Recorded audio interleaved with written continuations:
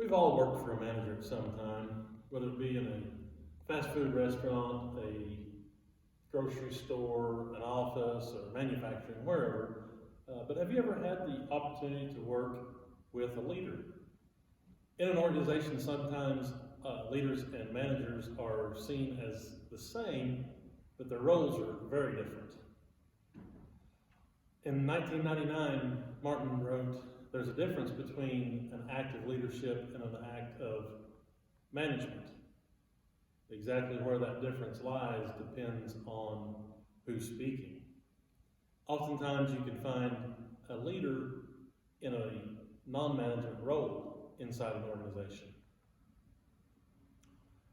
A couple of similarities between the two. First is necessity. Both leaders and managers are necessary to an organization, or the organization is going to fail.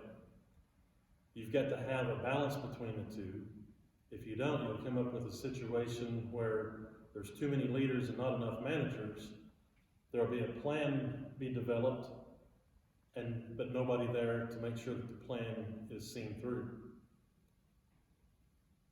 If you come into a situation where you have too many managers and not enough leaders, you'll have a situation to where there's no plan for the organization, no plan to work toward. Another similarity is they both work towards the growth of the organization. They just go about it a little bit differently. A manager may see growth as lower input costs, higher production rates, or increased profits, where a leader may look more at the training, the education, the health, and the well-being of the workers. That is going to cause the organization to grow also. Another similarity, or a difference, there's a couple of differences I'd like to talk about, and the first one is the focus. A manager is going to focus on a daily, maybe a weekly or a monthly quota or goal for the organization, and they're going to make sure all the logistical needs are met in order to meet that goal. A leader is going to look more at the workers. Are they trained well? Do they have aspirations of advancement? Or they may even look at the general goals or the direction or mission of the organization. In 2004, McLaughlin wrote, "Leaders articulate vision and managers develop strategies and plans." If either one of these roles are missing in an organization, the organization cannot effectively work at maximum capacity.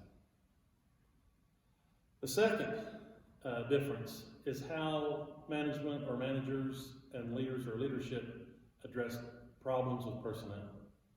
Many times managers will use a management style that is punishment and rewards type style, where productive activities are given small rewards and non-productive activities may be threatened with punishment.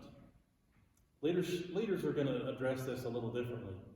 Leaders may develop a relationship with the workers or with the members and then gain influence by doing so. Then they're going to use that influence to motivate the members or the workers.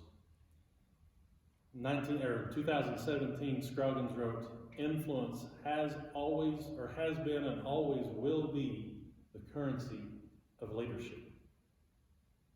While both of these approaches may be useful, the leadership approach develops credibility and respect without or instead of causing animosity and mistrust.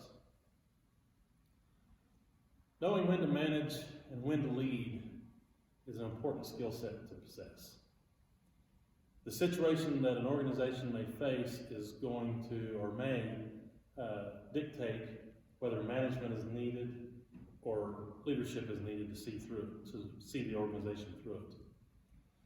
In 2004, Dean McLaughlin wrote, "What is the nature of the problems needing attention and what actions will best address these.